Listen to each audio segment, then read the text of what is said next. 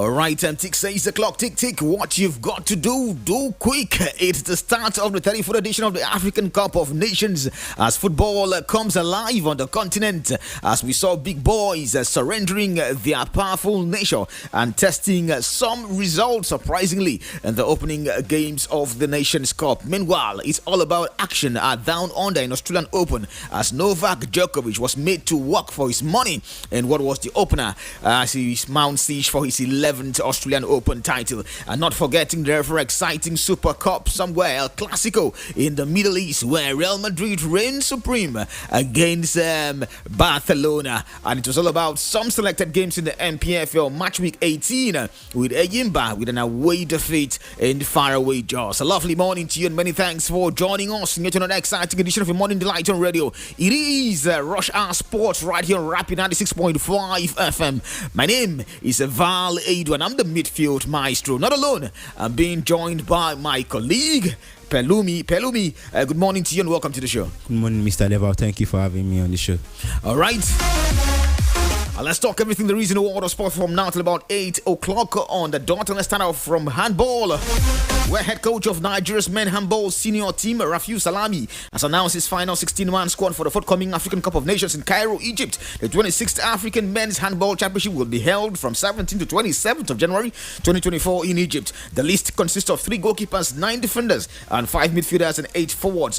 Benin Republic-based goalkeeper Michael Agbaji is picked alongside Obinna Okwo of Confluence Stars and Abbas Mohammed of Niger United HC. Ibrahim Diko and Hakim Salami of Adija HC were selected for this position of centre back. 8 players will be making their debut for the senior national teams, including Abbas Mohammed, Ibrahim Diko, Joseph Bawan, Daniel Bello, John Shagari, Hakim Salami, Andrew Joe, and Osawomi Olaye. The Golden Arrows will kick off their quest and will take on Angola on Wednesday, the 17th of January, in their first match of Group D before further clashes with Tunisia on January 19 and Kenya on January the 21st. All 16 players will depart Nigeria for Cairo, Egypt on Monday and have 2 days to acclimatize with the weather condition and for training sessions.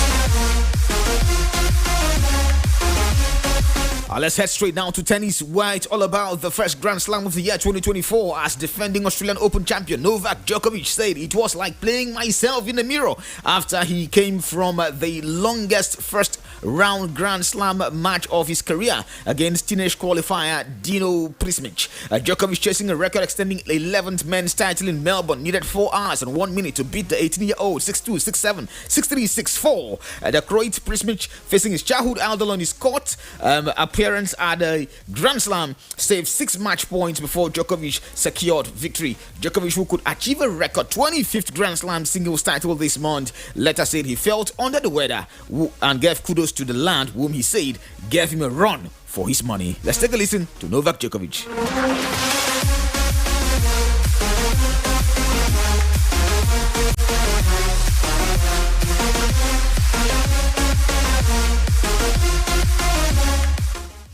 He's an amazing player, I must say, so mature. He deserved every applause, every credit that he got tonight.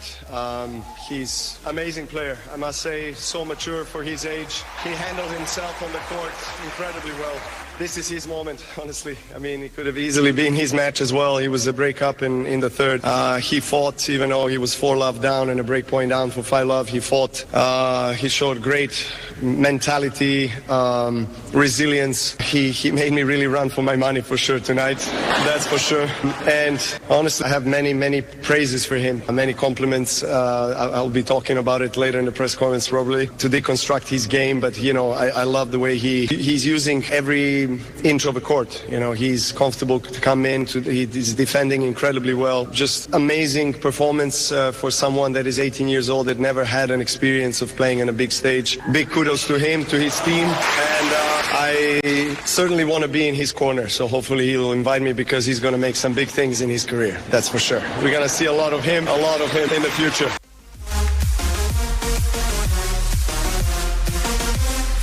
All right, Novak Djokovic paying tribute to the 18-year-old Croat who gave him a run for his money yesterday. You could say that the man says this man will be a wonder when it comes to tennis in the nearest future. Meanwhile, the Serb will face Alexander Popyrin or Mark Polmans in the second round.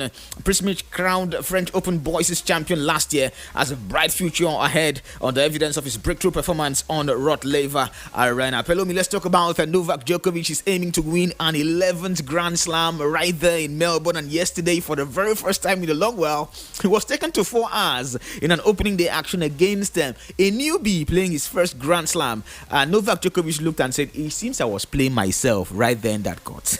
What a game. What a game. If you watch the game yesterday, you could see that the reason why Novak Djokovic was able to beat him because of the experience. Knowing you play with superstars over the years, you know how to endure and how to push, and the 18-year-old tried as much as possible. If it was not Novak Djokovic or any other Grand Slam champion, the guy might have actually won. But he faced a very, very tough test, facing a man that is currently on hot form and won almost all the titles, or Grand Slam titles last year. Everybody knows him. But then again, Novak Djokovic showed his resilience, but that's not to take anything away from Dino Prismic. He really tried. But Novak Djokovic, of course, showed why he's champion and is going to win all the Grand Slam this year and make a record. All right, Novak Djokovic aiming for an 11th Grand Slam right there in Melbourne and 25th overall when it comes to the total number of singles title won in terms of Grand Slam. Let's look at other results of matches played. Andrei Rublev defeated Thiago Seyboth 7-5, 6-4, 3-6, 4-6, 7-6 to set up a meeting against Japan's Taro Daniels or American Christopher Eubanks. Meanwhile, former semi-finalist Matthew Berrettini withdrew before his first round match against Stefanos Tsitsipas because of a foot injury, meaning the Greek 7-seed will play Belgian Zizo Bergs. An American 12-seeded Taylor Fritz also had to come through a 5-set opener, fighting back from 2 sets to 1 down to beat Argentina Facundo Diaz Acosta 4-6, 6-3, 3-6, 6-2, 6-4. And compatriot Francis Tiafoe, seeded 17, also progressed by beating Croatia Bona Koric 6-3, 7-6, 6-2, 6-3. Croatia's 2018 runner-up Marin Cilic lost 6-1, 2-6, 6-2, 7-5 to Bulgarian Fabian Marozan, while the Australian Open has been extended to 15 days this year in an attempt by organizers to avoid late finishes with its first Sunday start. And in the women's play, Aryna Zabalenka started her Australian Open title defense in dominant fashion with a rapid victory over Germany's Ella Seidel in Melbourne. She won 6-love, 6-1 in a ruthless 63 minutes match. That's a rapid win, I must say. And she's joined in the second round by Greek 8 seed Maria Sakkari, who won 6-4, 6-1 against Japan's Nao Hibino, who was featuring in her first Grand Slam in a year. And elsewhere, Danish wildcard and 2018 Australian Open winner Caroline Wozniacki advanced to the second round after Polish 26 Magda Linette retired with an injury. And the game was already 6-2, 2-love down before she retired. And American Amanda Anisimova earned an impressive 6-3, 6-4 win over 13-seeded Lyudmila Samsonova in her first Grand Slam since taking a 7-month break for her mental health.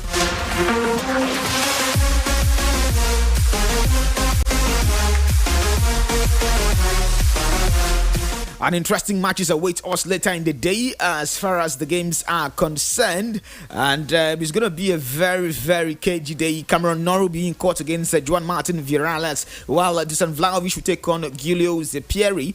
James McCabe will be up against Alex Michelson. That's in the men's play. And in the women's play, we'll see Petr Ostapenko up against Daria Kasatkina, and Renata Zarazua will up against Martina Trevisan. Sloane Stephens will up against Olivia Kadecki, and Iga Swiatek will take on Sofia Kenin, while Danielle Collins will be up against Angelique Kerber, 3-time Grand Slam winner, and it's an interesting matchup to behold.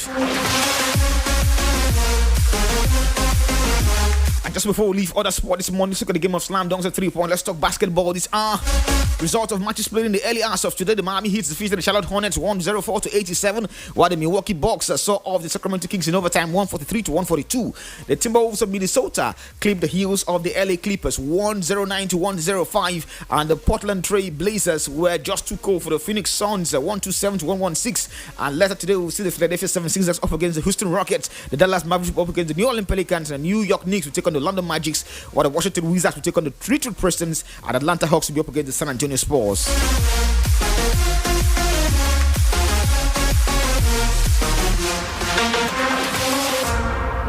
All right, and let's talk football on the show this hour. Let's talk about the interesting part of the weekend where we had a very, very interesting match day 18 of the Nigerian Professional Football League.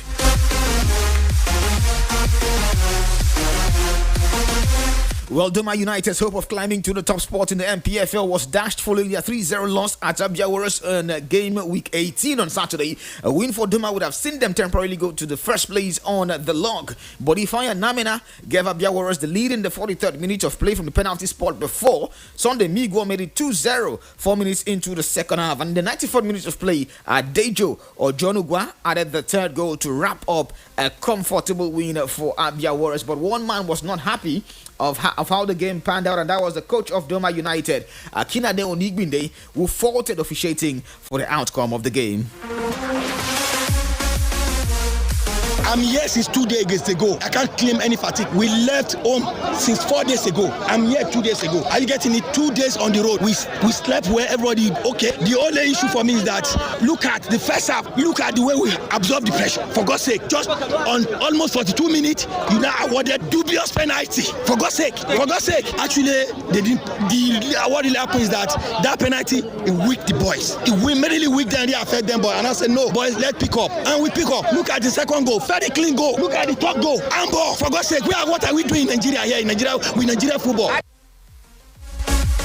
All right, the man wasn't a happy man for sure. We have loads of these when you join us in the evening for Extra Time Plus at 6 p.m. We'll have his own rant and Erasmus Onu's reply to him. But that was not the only game on the offer. At the Nnamdi Azikiwe Stadium in Enugu Rangers hammered Gombe United by 4-1. Going Obaje Bagje Brace, watching the Bere Nwobodo, and Kelechi Kwagu gave a goal each as well. But the coach, Kelechi Fidelis Lechuku, did say that this his team is far from being a finished article. Let's take a listen to the gaffer.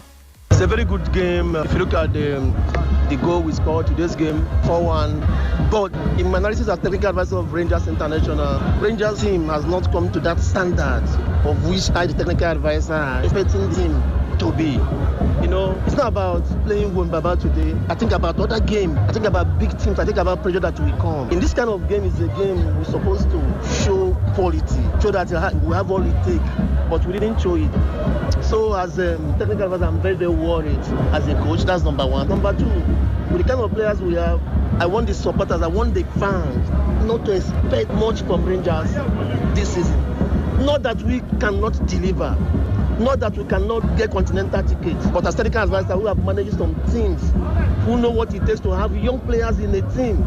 That team demand patience from everybody in Enugu to understand what we have today. But if we want to get where we want to be between today and tomorrow, that means there's going to be a technical, surgical operation in our team. That is the truth. Whoever that is expecting more than this, the person is deceiving himself. Well, a technical surgical operation, so says the gaffer Fidelis Lechuku. Well, let's take a look at the Yimba because we're far away in Jos and lost by a lone goal to Plateau United. And the coach, starting coach of the team these days, Olarenwojo Yema, who spoke after the game, did say his boys really played to instruction, but one or two lack of concentration at some key moments made them lose the game. He was actually happy for the way his team displayed on the day. Yeah, we had a lot of injury crisis. You see that there are a lot of young players in the team today, which for me, they have to take their chances and play and prove that they deserve to play at this level too. We have like 6 or 7 first team players that are injured, but it is the same Enyimba. And injury is part of it's part of the game. And during the season, you are going to have that challenge. So for me, it's one of those things. We keep pushing, even though we came here for win or draw. But the improvement and the performance from the boys today was very, very good. Except that first half, they lost concentration.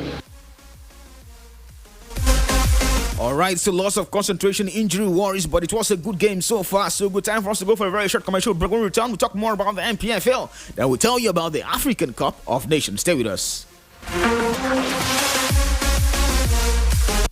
My correct country people, As human being body need balanced diet to take function well. Na so engine need better oil to take perform well oh. And the correct oil wey car owners, generator users, mechanic and many others they enjoy now. Na it be Lubrisac oil. Yes so Lubrisac oil get them for different variety like Lubrisac Plus, wey be high performance multi-grade oil for petrol engine. Them get Lubrisac Super HD oil, wey be high performance multi-purpose engine oil. What about the Lubrisac Optimum, ultra high multi-grade engine oil for new petrol engines? Them still get Lubrisac Power Max, super performance diesel engine oil for heavy duty trucks and heavy duty generators. E no end for there. Lubrisac still get other kind of industrial oil like gear oil, hydraulic, turbine oil and compressor oil. Lubrisac product they available for filling stations and retail shops nationwide. So for correct engine performance, go for the quality Lubrisac oil. Lubrisac oil now another product from Sacros Industry Nigeria Limited.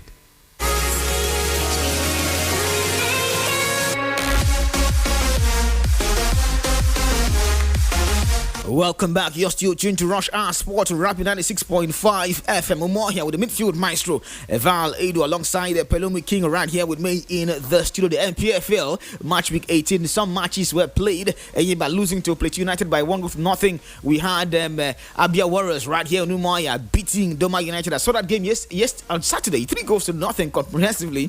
And Akinade Onigbinde wasn't happy with the decisions that happened. Although we'll take a listen to Rasmus Onu, the coach of the side, later in the evening when we turn up for Extra Time Plus at 6 p.m. But let's talk about the NPFL generally. Not a bad weekend, although we didn't have the full complement of all the matches played. I don't know why Akinade Onigbinde is complaining. I thought some of the decisions really were correct decisions on the day. I think when there's a loss, particularly a loss to a team we don't expect, instead of looking inward, the coach should start looking for outward blames in order to cover up the performance. Are you saying that the 3-0 victory was all of them were from bad officiating? And when he saw that it wasn't making any logical sense, he said the first goal weakened the team. Like if the first goal that if you first concede and is weakening your team, that means the mentality of the team is already low, because that is when the team should rise up and perform better if they concede the first goal. But then say it's weakening the team, that means the mentality of the team is already low, and it's not blaming the mentality of the team on the officiating. I don't believe so. I don't agree. All right, so the coach of Doma United, Akinade Onigbinde, should look elsewhere to make excuses and not on the officiating. Well, we'll talk more about that at 6 p.m. We'll turn up for Extra Time Plus right here, your favorite dial, 96.5 FM Rapid. All right, and let's talk about the African Cup of Nations. It began in grand style, but we're more concerned about what happened to Nigeria yesterday. Victor Osimhen's quick fire equalizer spared Nigeria a shock defeat against Equatorial Guinea in their opening game of the 2023 African Cup of Nations. Osimhen nodded in straight after Iban Salvador's opener for the underdogs.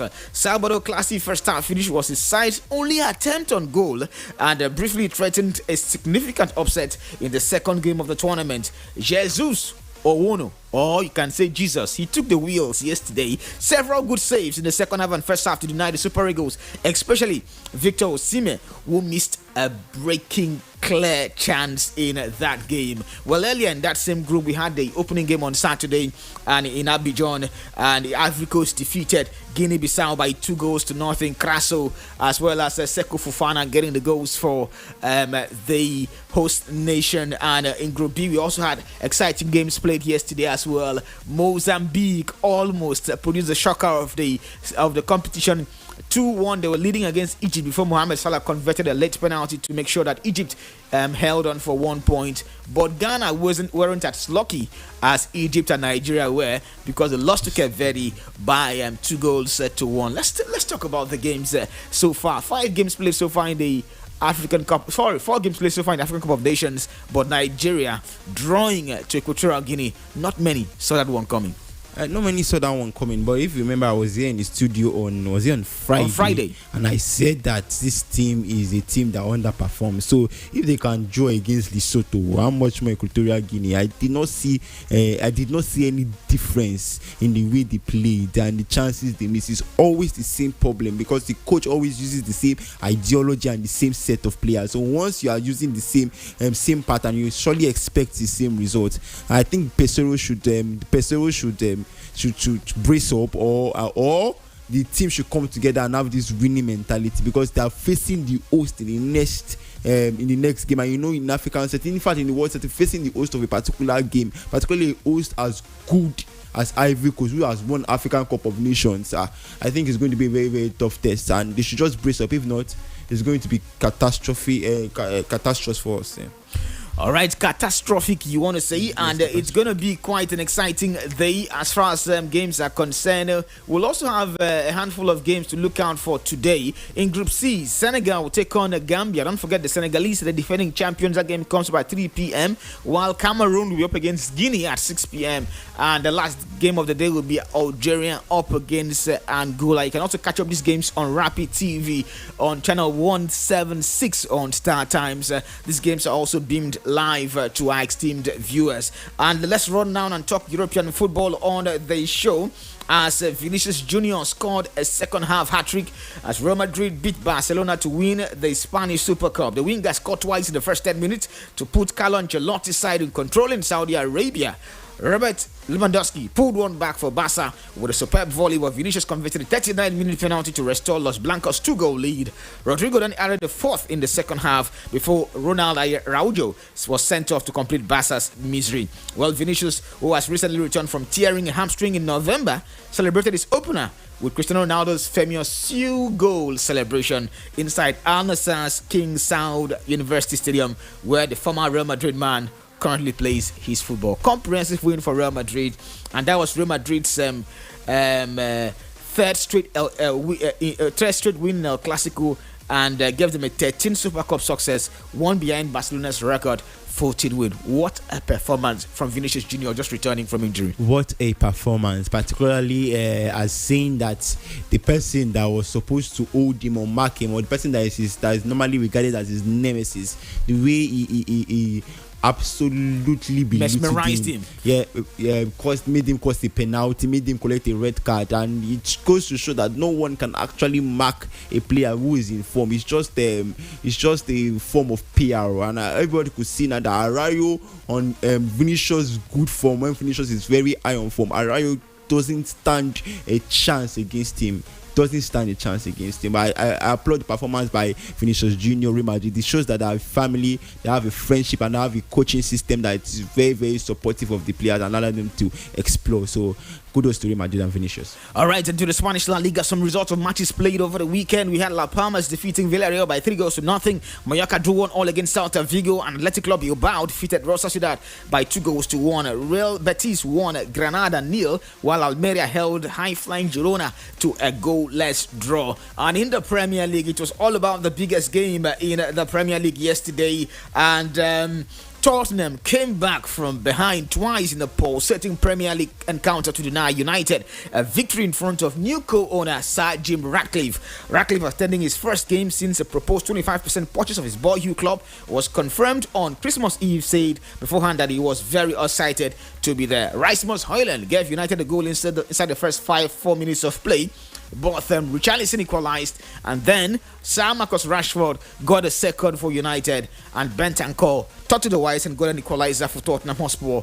2-2 it ended, and it was a very, very interesting game of football. To other results of matches played, Chelsea won, Fulham 0, and Chelsea have now recorded their 4th straight win in the Premier League to climb to 8th position and leave 10th for good for the first time this season. Meanwhile, Newcastle United were beaten 2-3 by Manchester City. Kevin De Bruyne is back and back for good. A goal and an assist shows what City were really missing in his almost 6 to 7 month spell on the sideline.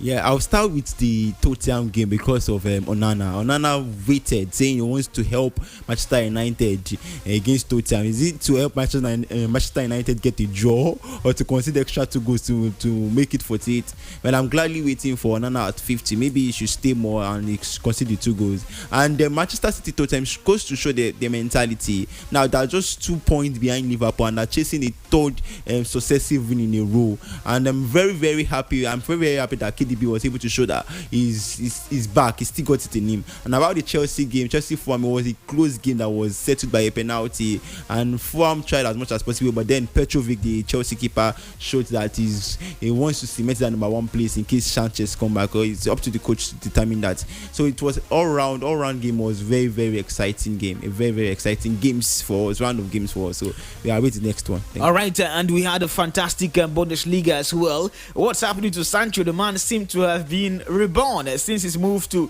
Borussia Dortmund. Another assist for him in Dortmund's game yesterday against Stuttgart. Quite an exciting performance from him as well. In the transfer gossip, Arsenal are still dilly-dallying at the moment, and Arsenal fans will be wondering who will come in and salvage the situation for us right there. But for result of matches played in the Italian Serie A, we had Lazio beating Lecce by 1-0. We had Cagliari also beating Bologna by 2-1. Fiorentina 2-all against Udinese, and AC Milan defeating Roma by 3-1. In the Bundesliga, Bochum won, Werder Bremen won, and Borussia Mönchengladbach defeated VfB Stuttgart by 3-1. In the French League 1, Lille 3, Lorient 0, Brest 2, Montpellier 0, Mers 0, Toulouse 1, Nantes 1, Clermont 4-2, Le Havre 3, Lyon 1, and Lens lost to Paris Saint-Germain by 2-0. And that's so far we can go on to this edition of Rush Hour Sport. Many thanks to my colleague Pelumi King for his time on the show. Make a return here at 6 p.m. Yes, 6 p.m. we'll be here to talk everything there is in the world of sport on Extra Time Plus on your favorite dial, Rapid 96.5 FM. Until then, we'll have ourselves a lovely day ahead. Stay blessed. Bye-bye.